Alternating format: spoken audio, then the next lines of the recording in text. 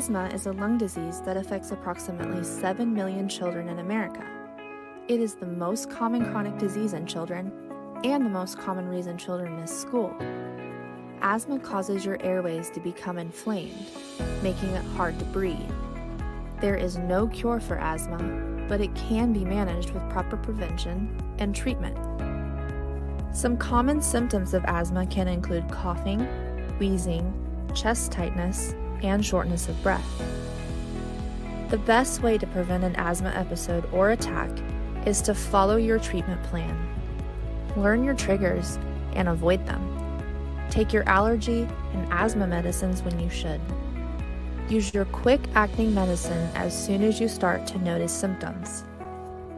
For more information on asthma awareness and prevention efforts that you can put in place at your school district, contact the Office of School Safety and Security by either phone or email, or visit our page at the Department of Education website.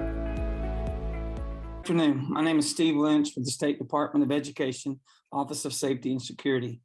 Today, I would like to share an experience I had with asthma. I was in my early coaching career, and I had coached this young man for about 3 years in football. And one morning while at band practice, he had an asthma attack. One of his inhalers was locked in his vehicle, while the other was locked in his locker. 2 students helped him towards the high school across the lawn when he collapsed. Other students ran and got myself and another coach, and we ran out to administer CPR to this young man. After 30 minutes of CPR, this student died in my arms. Now, many years later, after going to work for the Office of Safety and Security, I ran across Mr. Derek Metters at Jennings School, who asked me if I'd heard about Mclarty Foundation that gives inhalers to schools. I hadn't heard of this program and asked him to please give me the information about it. After sharing my story with him, he gave me these 2 wonderful ladies that had their own story. And at this time, I would like to introduce Jennifer Blair and her sister, Lori Mclarty, of the Mclarty Foundation, to share with you their story. Welcome, Jennifer and Lori. Thank you so much for having us. I'm Jen Blair. I'm Lori Mclarty. I'm talking. Yes. So I got a phone call from Steve Lynch one day, and he had heard about the Brenda Mclarty Memorial Foundation. And the Brenda Mclarty Memorial Foundation was founded in 2017. It was founded for Brenda Mclarty, who passed away from an asthma attack in 2012. Brendan is Lori's son, and he passed away at the age of 16. It was the last day of his sophomore year of high school, and Brendan was alone at home and started having symptoms, and he used a nebulizer, but his asthma attack was fatal, and Brendan passed away 3 days later at OU Children's Hospital. And at that time, Lori and I talked a lot about just everybody thinks that asthma is not a big deal. Everybody has asthma. It's not a big deal.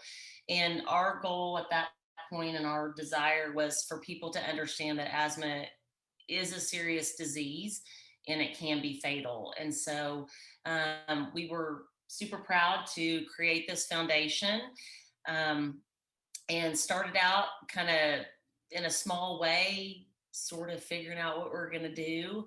And Lori had this huge desire to get inhalers in schools because she had been at sporting events where kids didn't have an inhaler. Their parents are yelling at each other across the stands, who has an inhaler, what can we do?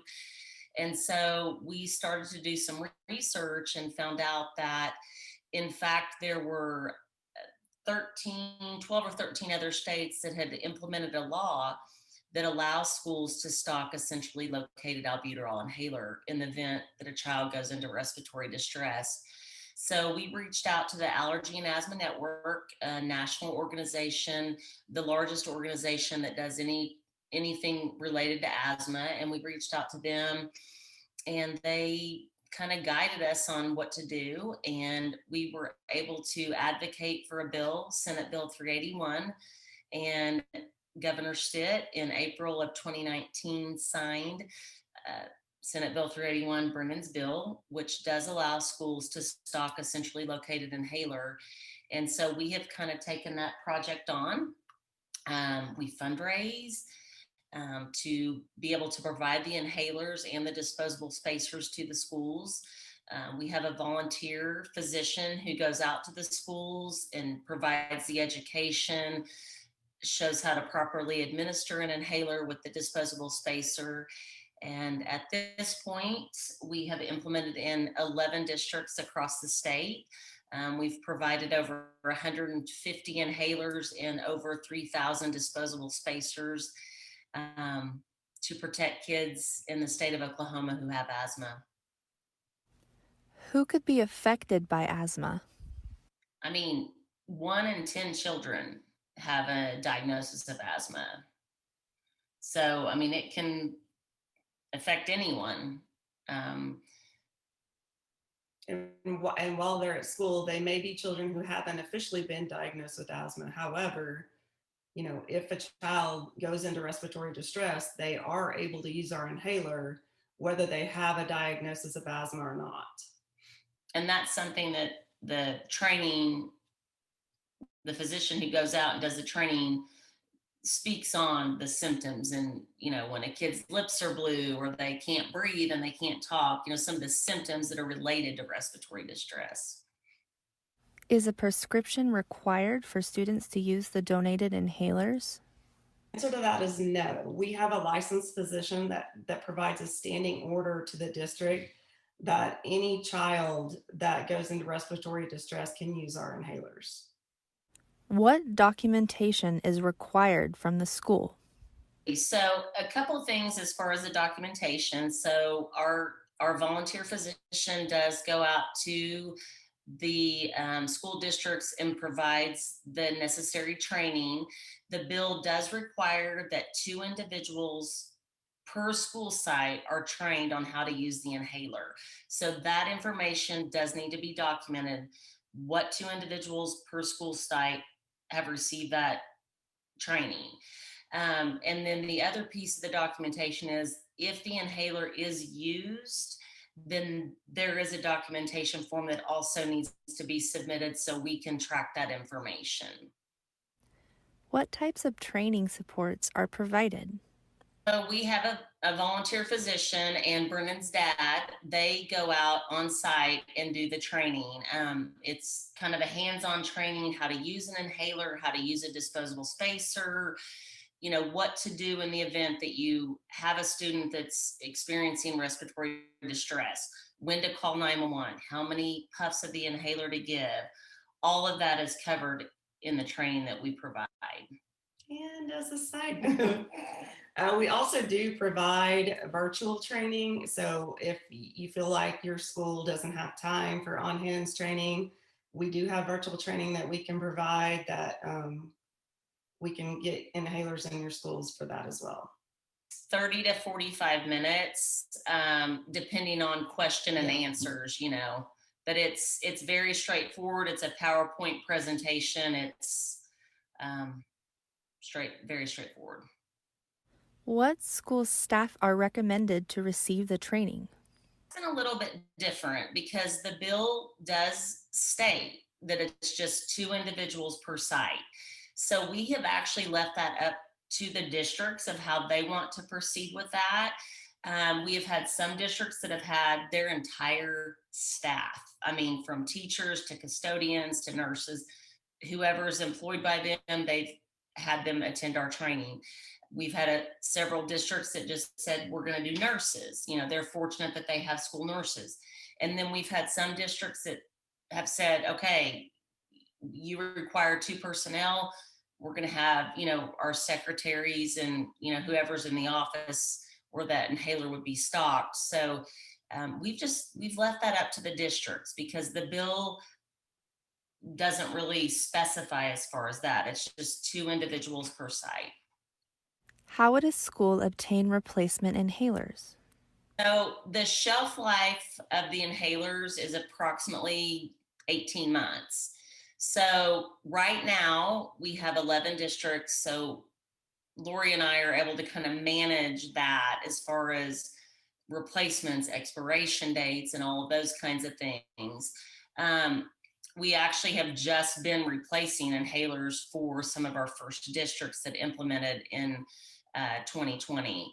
So as of right now, we are managing that piece of it. However, moving forward and the goals of what we're looking at as far as implementing statewide, the allergy and asthma network will be taking over some of those pieces with their software program, and they'll be managing expiration dates and things like that. Are there any side effects to using an albuterol inhaler? According to our physician, there's very, very minimal side effects to an albuterol inhaler overusage. If you give a kid too many puffs, the really worst case scenario is they're going to get maybe a little shaky, maybe feel a little hyper. But other than that, there is no statistical anything that there's any adverse effects. Where can I go for more information? As simple as just contacting us and saying, hey, we heard about Senate Bill 381. We're ready to implement in our school district. What can we do? And then we set up the training. And because we get the inhalers from we bring the disposable spacers. I mean, we make it as simple as possible for the school districts. We're fundraising and we're paying for all inhalers and spacers and everything that goes along with it. This is part of what we want to do. This is our dream. So right now we are paying for all of that. Yeah, there's no cost to the school districts other than the time of the 30 to 45-minute training for the two individuals. Every year we do a Brendan Mclarty Memorial Tournament in Perry, Oklahoma at the ball fields, the BMAC ball fields that were named after Brendan. So if you go there, you can see his face plastered on the concession stand, and it's just what Brendan was all about. And so we continue to do this tournament. Just it just makes us happy that's where we lived our days, was at the ball field. So we have this tournament every year, and it helps us fundraise, and it helps us purchase inhalers or materials or whatever it is we're doing. But it also it makes me happy to keep Brendan's memory alive, because I see his little smiling face out there every year. So How did Senate Bill 381 come to realization? One of my favorite stories, honestly. So Lori, when we created this foundation and some of the goals and ideas that we had, she really wanted to be able to stock inhalers in schools, and where inhalers would be available to children who maybe forgot their inhaler, it's locked up in a coach's office or whatnot. And so we presented this idea to my husband, who happens to be a physician, and he was really sweet, and he said, that's not a good idea. He sat in my kitchen, and he was a little bit condescending, I'm not gonna lie. He kind of went, yeah, that's really not a good idea. Y'all need to come up with something else. He said, cute, but you ladies need to come up with some other goals for this foundation, because you're never going to be able to get inhalers in schools. Like, there's just no way. I mean, laws and all of these things, he's just said, not a good idea. So I said, oh, okay. So I went about doing some research, and that's when I stumbled upon the Allergy and Asthma Network, which is the largest nonprofit in the country that does work for asthma. And in doing that research, I found out that there were already, I think, 12 or 13 states who had passed a law that allows schools to stock a centrally located albuterol inhaler. And so at that point, we decided, oh, we're going to do this too. You don't tell us no. Yeah, you don't tell us no. And crazy enough, at that time, I had a neighbor that lived 2 doors down from me. Senator Kay Floyd was the minority leader, and we met with her and told her our goals and our desires, and there you go. And now we're here. Now we're here. Senate Bill 381 was signed. That's it. That's it. So Greg, don't ever tell me I can't do something, because I will. How does the school partner with the Brendan Mclarty Foundation? It's Brendan Mclarty Memorial. Wait, I don't even Hang on, I know, we got our Hang on, website's hang on, different. hang Hang on. It's Brendan Mclarty Foundation.org. Yeah. Our email address is different. Sorry about that. But it is Brendan Mclarty Foundation.org is our website. And our Facebook page is just Brendan Mclarty Memorial Foundation. So we're out there, and you can click and you can send us messages and you can donate. And check out some of the other things we're doing in the state, providing asthma kits. We have a foundation set up with St. Anthony's Hospital that helps low income or no insured patients. We help them get their asthma medications. We want to get it out there, and we want people to be able to read. I think it's important to read the background and read all the details and what we've done. Our why is absolutely just getting the word out there about asthma and the dangers. And we would love for everyone to visit our website or our Facebook page. You know, we're all about just having you read Brendan's story and just make awareness of asthma and all the dangers. And so we just love to have you read our story and visit. And I don't know what to say. I just want to say thank you, thank you so guys. much, Steve and John, for, I don't know, I just thank God every day, Steve, that you were at Jennings and you got to hear this story and you reach out to me and you had my blood pressure skyrocket. And I thought we were doing something wrong, but lo and behold. She called me and she said, "We're in trouble." I said, "What do you mean?" And she's like, "We got a call from the State Department of Education." I said, the safety officer. I said, said "What did we're we in do?" big trouble. We have new best friends. We love you guys. Thank you so much. And we are going to be the first state to We're do doing this, guys. We are going to do this, and it's going to happen. Crazy. On behalf of the Oklahoma State Department of Education and Office of School Safety and Security, we'd like to thank you for attending today. If you're interested in being a partnering district with the Brendan Mclarty Foundation, you can find us on the web, give us a call, or email us. Thanks again for attending, and have a blessed day.